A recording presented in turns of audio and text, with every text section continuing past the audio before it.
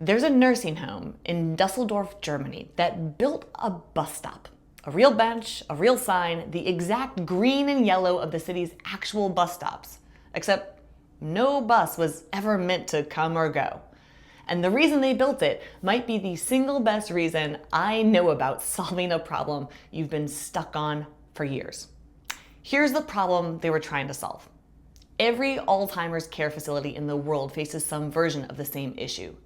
Patients that are confused, disoriented, and desperate tend to wander. They slip outside, convinced they need to get home, or pick up their children, or make it somewhere important to them. And once they're gone, the consequences can be devastating. Police calls, panicked families, patients found miles away alone in the cold. The staff at this particular facility had tried everything: gentle redirection, careful supervision, locked doors. But locked doors felt cruel. Restraints, even worse. Nothing really worked. They were completely stuck. So they brought in an outside advisor, an older gentleman on the Care Association's board.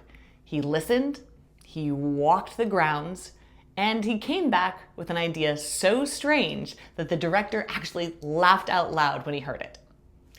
Build a bus stop, right out front. Not a real one, just an exact replica, bench and all. Except no bus is ever going to come. Here's what they discovered. When a patient wandered outside, desperate to get home, and found a bus stop, something shifted. They sat down. They waited. The familiar structure of it, drawn from the deep, long-term memory, gave their nervous system something to anchor to. The agitation softened. A staff member would then come out, sit beside them, and say the bus was running a little bit late today. Why not come inside for a coffee while you wait?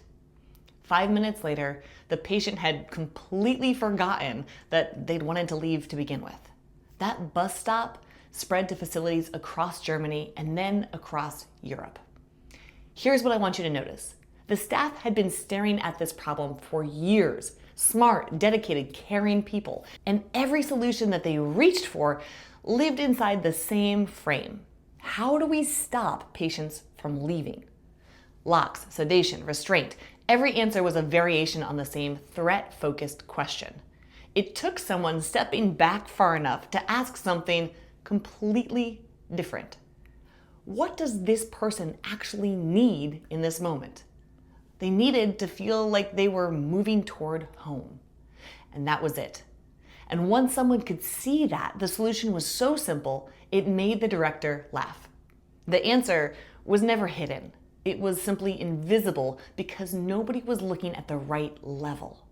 That's the cost of narrowing attention, and that happens during threat.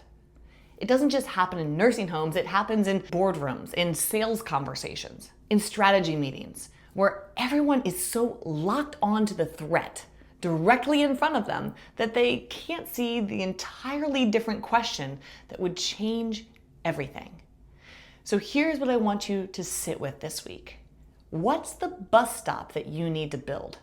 Where in your work or your life are you still asking, how do I stop the bad thing? When the real question is, what is the person or this problem actually trying to get to? The breakthroughs rarely come from solving the problem that you've been handed. They come from questioning the question.